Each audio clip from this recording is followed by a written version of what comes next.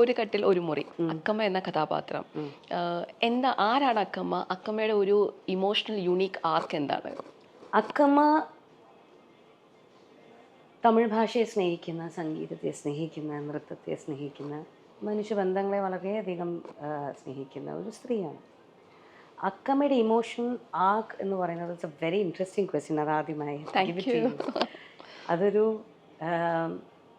നമുക്ക് അവർക്കൊരു ഇമോഷണൽ ആർക്ക് ഉണ്ട് എന്ന് നമുക്ക് അവരുടെ കഥാപാത്രങ്ങളിലൂടെ, അവരുടെ കണ്ണിലൂടെ മനസ്സിലാക്കാൻ പറ്റിയാൽ അത് ഒരു ആക്ടർ എന്ന രീതിയിൽ എനിക്ക് കിട്ടുന്ന ഏറ്റവും വലിയൊരു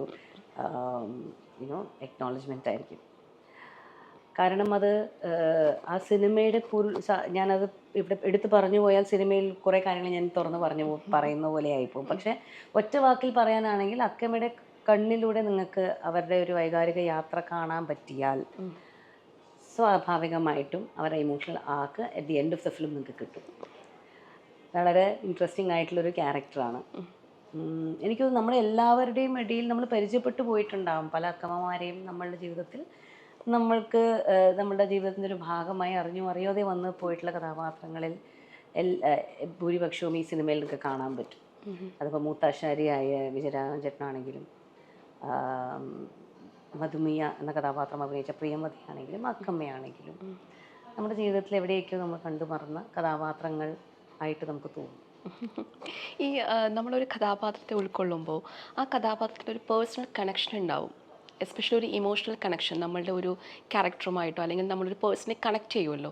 ഇപ്പം പൂർണിമ എന്ന് പറയുന്ന ഒരു അഭിനേത്രി, പൂർണിമ എന്ന് പറയുന്ന ഒരു വ്യക്തി, ഇത് രണ്ടും വ്യത്യസ്തമാണ്. അപ്പം ഈ ക്യാരക്ടറിൽ എങ്ങനെയാണ് ഒരു പേഴ്സണൽ കണക്ഷൻ ഉണ്ടാക്കിയെടുത്തത്? എങ്ങനെയാണ് അക്കമ്മയിൽ? അത് ഏതൊരു ആക്ടറിൻ്റെയും ഇൻഡിവിജ്വൽ പ്രോസസ്സ് ഡിഫറെൻ്റ് ആണ്. ഞാൻ ആ കഥാപാത്രത്തിനൊരു സബ് ടെക്സ്റ്റ് ഉണ്ടാക്കും. അവർക്കൊരു പ്രിയ സ്റ്റോറി എന്തായിരിക്കും, അവരുടെ ഇപ്പോൾ അക്കമ്മ എന്ന് പറയുന്നത് അവരുടെ 40കൾ കഴിഞ്ഞിട്ടുള്ള ഒരു സ്ത്രീയാണ്.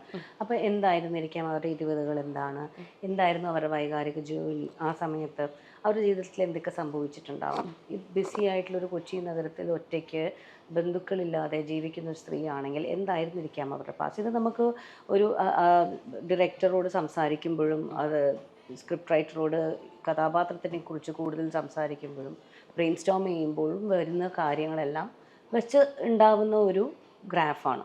അപ്പോൾ അതൊരു ചെറിയ ഹോംവർക്കിൻ്റെ ഭാഗമാണ്. ആ ഗ്രാഫിലൂടെ നമുക്ക് ഇവരുടെ ബോഡി മാനറിസംസും, ഇവർ ചിന്തിക്കുന്ന രീതിയും, ഇവരെന്തുകൊണ്ടാണ് ഓരോ പ്രതികരണങ്ങൾ ഇവരുടെ എന്തുകൊണ്ടായിരിക്കാം അതങ്ങനെ എന്നതിനൊക്കെ ഒരു റീസണിങ് പിന്നെ നമുക്ക് കിട്ടും ബാക്കിൽ. അതായത് ആക്ടറിന് കിട്ടും, ബിക്കോസ് അവർക്ക് അതിൻ്റെ സബ് ടെക്സ്റ്റ് ഉണ്ട്, ബാക്കിലുള്ള കഥകളെല്ലാം അറിയാം. അപ്പോൾ അത് പ്രേക്ഷകർക്ക് കിട്ടുമ്പോഴാണ് കംപ്ലീറ്റ്ലി അതൊരു ഒരു കംപ്ലീറ്റ് സർക്കിൾ ആവുന്നത്. സോ ആ പ്രോസസ്സ് ചെയ്യാറുണ്ട്. ആ പ്രോസസ്സിലൂടെയാണ് ഈ അക്കമ്മയെ ഞാൻ കാണാൻ ശ്രമിക്കുന്നത്. ഈ ഇപ്പം രഘുനാഥ് സാറാണ് ഇതിൻ്റെ തിരക്കഥ, സംഭാഷണം എല്ലാം എഴുതിയേക്കുന്നത്. ഒപ്പം ഷാനവാസ് ബാവുക്ക അദ്ദേഹം ഉണ്ട് കൂടെ. അപ്പം ഇവിടെ രണ്ടുപേരുടെയും ജോണർ എൻ്റർലി ഡിഫറെൻ്റ് ആണ്. അപ്പോൾ ഇവരെ രണ്ടുപേരും ഒന്നിക്കുമ്പോൾ നമുക്കൊരു ആകാംക്ഷയുണ്ട്, ഇവർ എങ്ങനെയാണ് ഈ ഒന്നിക്കുക എന്നുള്ളത്. ഇത് നറേറ്റ് ചെയ്യുന്ന സമയത്ത് പൂർണിമയ്ക്കും അങ്ങനെ ഒരു ആകാംക്ഷ ഉണ്ടായിരുന്നോ? തീർച്ചയായിട്ടും. കാരണം പലരി സാറിൻ്റെ സ്ക്രിപ്റ്റ് ആയിരുന്നു ഏറ്റവും കൂടുതൽ എനിക്ക് ആകാംക്ഷ ഉണ്ടായിരുന്ന ഒരു കാര്യം. കാരണം അദ്ദേഹത്തിൻ്റെ സ്ക്രിപ്റ്റ് ഞാൻ ബാല്യകാലമാണ് ശരിക്കും അതിൽ ആ സിനിമകളിലും. നമ്മുടെ അത്രയും സ്ട്രോങ് മെമ്മറിയാണ് നമുക്ക് അദ്ദേഹത്തിൻ്റെ സിനിമകളല്ലേ.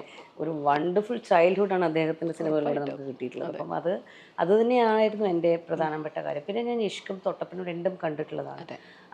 അതിൻ്റെ അകത്ത് ഒരു സംവിധായകൻ എന്ന രീതിയിൽ ഷാനവാസ് ബാവക്കുട്ടി കഥ പറയുന്ന രീതി വളരെ വ്യത്യസ്തമാണ്, നമുക്ക് എല്ലാവർക്കും അറിയാം.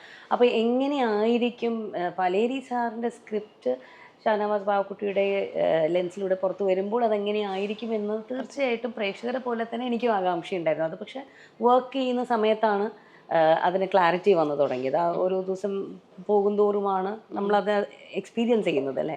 അപ്പോൾ ഇൻട്രസ്റ്റിംഗ് ആയിരുന്നു ആ ഒരു പ്രോസസ്സ് ശരിക്കും. കാരണം ഇവർ രണ്ടുപേരും ഇവർ തമ്മിലുള്ള കംറാഡറി ഭയങ്കര രസമുള്ള കാര്യമാണ്. ഇവരുടെ സംഭാഷണവും ഉപ്പച്ചീന്നാണ് വിളിക്കുന്നത്.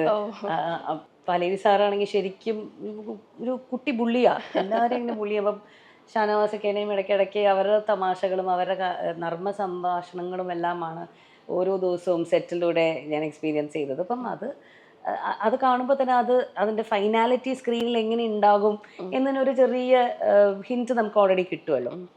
അപ്പോൾ ഇന്നാണ് സിനിമ റിലീസ് ചെയ്യുന്നത്. ഇന്നിപ്പോൾ നമ്മൾ സംസാരിക്കുന്നത് ഒക്ടോബർ 4-ാം തീയതിയാണ്. ഞാൻ സിനിമ ഫുള്ളായിട്ട് കണ്ടിട്ടില്ല. ഞാൻ ഡബ് ചെയ്ത ഭാഗം, ഈ സിംഗ് സൗണ്ട് കുറേ ഭാഗം എടുത്തിട്ട് പിന്നെ ഡബ് ചെയ്യുന്ന കുറേ സ്ഥലത്ത് കറക്റ്റായിട്ട് നമ്മുടെ വോയിസ് ഒക്കെ കറക്റ്റ് ആക്കാൻ വേണ്ടിയിട്ടുള്ള ആ ഒരു പ്രോസസ്സിൽ വേണ്ടി പോയിട്ടുണ്ട് എന്നുള്ളതല്ലാതെ ഫുള്ളായിട്ട് ഞാൻ ഇനിയാണ് നാട്ടിൽ തിരിച്ചു പോയിട്ടാണ് സിനിമ കാണുന്നത്. തീർച്ചയായിട്ടും നല്ല റിവ്യൂസ് ഉണ്ടാവട്ടെ. അത് കോൾസ് തന്നെ എല്ലാം വരുന്നുണ്ട്. അതൊരു ഫീൽ ഗുഡ് ലൈറ്റ് ഹാർട്ടഡ് ഫിലിമാണ്. ഭയങ്കര ഇവന്റ്ഫുൾ ആയിട്ടുള്ള, അല്ലെങ്കിൽ നിങ്ങളുടെ സീറ്റിന്റെ അറ്റത്ത് ഇരിക്കാൻ നഖം കടിച്ചിരിക്കുന്ന ത്രസിപ്പിക്കുന്ന ത്രില്ലറൊന്നും ഞാൻ പറയണം അങ്ങനെയുള്ള ഒരു വലിയ വാഗ്ദാനങ്ങളും ഇല്ല. ഞാൻ നേരത്തെ പറഞ്ഞല്ലോ, നമ്മുടെ ജീവിതത്തിലെല്ലാം ഉള്ള സാധാരണക്കാരായിട്ടുള്ള കുറേ ആൾക്കാർ നമ്മുടെ ജീവിതത്തിലുണ്ട്. അവരെയൊക്കെ നമുക്ക് ഇതിലെ കഥാപാത്രങ്ങളിലൂടെ കാണാൻ പറ്റും. നന്മയുള്ളവരും നന്മയുള്ള ബന്ധങ്ങളും നന്മയുള്ള സിനിമയുമാണ്.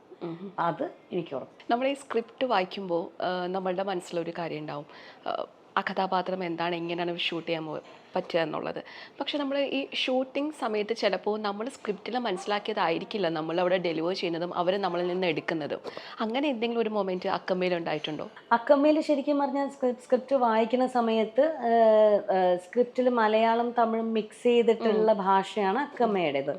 അപ്പോൾ അത് എങ്ങനെയായിരിക്കും പറഞ്ഞാൽ ഞാൻ അതുപോലെ തന്നെയാണ് പഠിച്ച് നമുക്കത് അതിപ്പോൾ എനിക്ക് പാലേരി സാറ് ഫുൾ എഴുതി കഴിഞ്ഞിട്ട് സ്ക്രിപ്റ്റ് എഴുതി കഴിഞ്ഞിട്ട് എന്നെ കഴിഞ്ഞു നീ എന്താ വെച്ചാൽ പറഞ്ഞോ എന്ന് പറഞ്ഞപ്പോൾ നമ്മൾ അയ്യോ അതെങ്ങനെ അങ്ങനെ പറ്റണേ പറഞ്ഞ ഇല്ല എന്നമ്മാ സൊല്ലമ്മാ എന്നെല്ലാം പറഞ്ഞു. ഞാൻ പറയാൻ തുടങ്ങി കഴിഞ്ഞാൽ എൻ്റെ തമിഴിലേ വരാ, നിന്റെ തമിഴ് മതി അക്കമ്മയ്ക്ക്. അപ്പോൾ ആ ഒരു സ്വാതന്ത്ര്യമൊക്കെ അദ്ദേഹം തന്നിരുന്നു. അപ്പോൾ ഞാനിങ്ങനെ ഒരു സംഭാഷണ സമയത്ത് ഞാൻ അദ്ദേഹത്തോട് ഇതിപ്പടെ ഇപ്പെല്ലാം പേസലാമാ, ഇത് ഇപ്പടി சொன்னா எப்படி இருக்கும், നല്ല രസമുണ്ടെന്നുള്ളത് ഈ തമിഴ് നീ അങ്ങനെ തന്നെ പറഞ്ഞാൽ മതി. അപ്പോൾ അത് തമിഴും മലയാളവും മിക്സ് ചെയ്ത രീതിയിലാണ് ആ ഭാഷ കറക്റ്റായിട്ട് വരേണ്ടത്. പക്ഷെ നമ്മൾ പറഞ്ഞ് ഷൂട്ടിംഗ് തുടങ്ങിയതിന് ശേഷം ശരിക്കും പറയുന്നത് കുറച്ചുകൂടെ കൂടുതൽ തമിഴ് ഇൻക്ലൈൻഡ് ആയിട്ടാണ് അക്കമ്മ സംസാരിക്കുന്നത്. കാരണം അതിനകത്ത് അതിന് രഘുനാഥ് പലേരി സാർ പറയുന്നതിൻ്റെ പൊരുൾ എന്താ വെച്ച് കഴിഞ്ഞാൽ അക്കമ്മയ്ക്ക് ഭാഷയോട് അത്ര സ്നേഹം, അത്രയും പ്രണയമാണ് തമിഴ് ഭാഷയോട് അക്കമ്മയ്ക്ക്. അതുകൊണ്ട് അവൾ തമിഴേ സംസാരിക്കും. അപ്പോൾ അങ്ങനെയുള്ളൊരു ഫ്രീഡമൊക്കെ തീർച്ചയായിട്ടും ആ ഒരു സ്വാതന്ത്ര്യം സെറ്റിൽ കിട്ടിയിട്ടുണ്ട്. അത് ശരിക്കും എൻജോയ് ചെയ്തിട്ടുണ്ട്. എന്ന് പൂർണിമയുടെ ശരിക്കും മദർ ടങ് തമിഴല്ലേ ആണല്ലേ? അപ്പം അത് സഹായിച്ചു. പക്ഷേ എനിക്കൊന്ന് കേരളത്തിൽ തീർച്ചയായിട്ടും ഐ മീൻ സ്വാഭാവികമായിട്ട് മാതൃഭാഷ തമിഴാകുമ്പോൾ പിന്നെ അത് പുതിയൊരു ലാംഗ്വേജ് അല്ലല്ലോ. പക്ഷെ തീർച്ചയായിട്ടും നമ്മൾക്ക് എത്രയോ കാലമായിട്ട് എറണാകുളത്ത് താമസിക്കുന്നവരാണ്. നമുക്ക് ഭാഷ on a day to day basis നമ്മൾ അതെല്ലാം സംസാരിക്കുന്നത്. അപ്പോൾ അതിൻ്റെ ഒരു സംസാരിക്കുമ്പോൾ ഉണ്ടാകുന്ന കൊളോക്കിയൽ ഇതുണ്ടാവുമല്ലോ, ഒരു ഫ്ലോ ഉണ്ടാവുമല്ലോ, അത് ചിലപ്പോൾ കുറവായിരിക്കാം. ചിലപ്പോൾ ചില സമയത്ത് ഞാൻ തമിഴ് സംസാരിക്കുമ്പോൾ ഇന്ദ്രൻ പഠിച്ചതും വളർന്നതെല്ലാം തമിഴ്നാട്ടിലാണല്ലോ. അപ്പോൾ ഇന്ദ്രൻ എൻ്റെ അടുത്ത് പറയും നിന്നെക്കാളും വൃത്തിയായിട്ട് ഞാൻ ആ തമിഴ് സംസാരിക്കും. നമുക്ക് ഞാൻ പറഞ്ഞാൽ അതൊരു വേറൊരു ഒരു ഡിസ്കഷൻ ആയിട്ട് തന്നെ നമുക്കത് വയ്ക്കാം. ബട്ട് ഭയങ്കര ഒരു ഫ്ലുവൻറ്റ് തമിഴൊന്നും അല്ല ഞാനും സംസാരിക്കുന്നത്.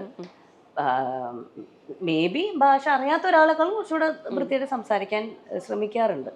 പിന്നെ എനിക്ക് ഭാഷകൾ പൊതുവെ ഇഷ്ടമാണ്. ഇപ്പോൾ ഞാൻ ഹിന്ദിയിലും ഇപ്പോൾ അഭിനയിക്കുന്ന സമയത്ത് ശരിക്കും പഠിച്ച് വർക്ക് ചെയ്ത് ഡിക്ഷൻ ക്ലാസ് എടുത്ത് വോയിസ് ട്രെയിനിങ് ഒക്കെ എടുത്തിട്ടാണ് ചെയ്യുന്നത്. എനിക്ക് ഇഷ്ടമുള്ള കാര്യമാണ്. ആ ഒരു പ്രോസസ്സ് ഭയങ്കര ഇഷ്ടമുള്ള കാര്യമാണ്.